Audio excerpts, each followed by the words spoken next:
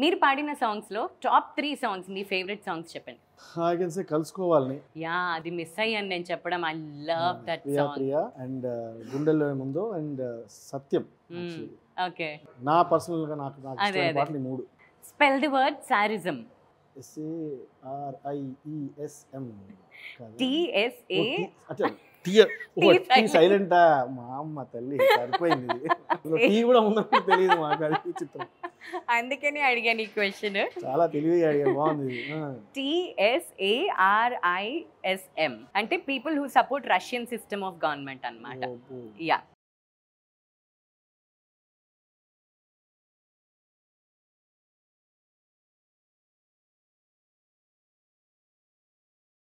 మీకు లైఫ్లో ఏదైనా మర్చిపోలేని ఇన్సిడెంట్ ఎప్పుడైనా జరిగిందా? డెఫినెట్లీ ఐ కెన్ సే నాకు మన్మధుడు అవకాశం రావడం అనేది the most biggest happiest moment. అంటే అంత పెద్ద cinema, very initial stages of my career, Nagarjuna గారి హీరో, అసలు it was like Cloud9. And నాకు మెయిన్ ఎందుకు అది స్పెషల్ అంటే అదే స్టూడియోలో అదే టైంకి బాలు గారు కూడా అక్కడే ఉండి ఆయన ఇంకో పాట, నా మనసునే పాట ఆయన పాడడానికి వచ్చారు.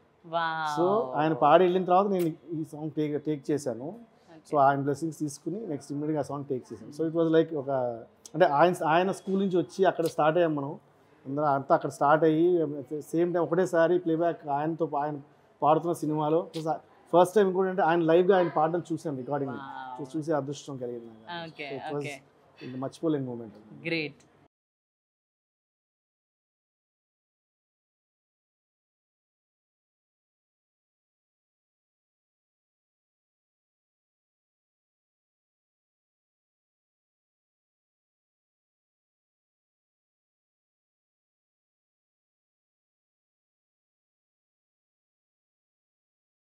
మీకు ఇంకా ఆపర్చునిటీస్ ఇవ్వచ్చు అని అనిపించిన మ్యూజిక్ డైరెక్టర్స్ ఎవరు?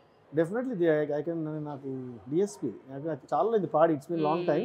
డెఫినెట్లీ ఇంకా ఇవ్వచ్చు, నేను పాడగలను, పాడాలి అని ఉంటుంది నాకు. నేను ఇప్పుడు నా మేజర్ సాంగ్స్ హిట్స్ అన్ని కూడా తన కాంబినేషన్లో.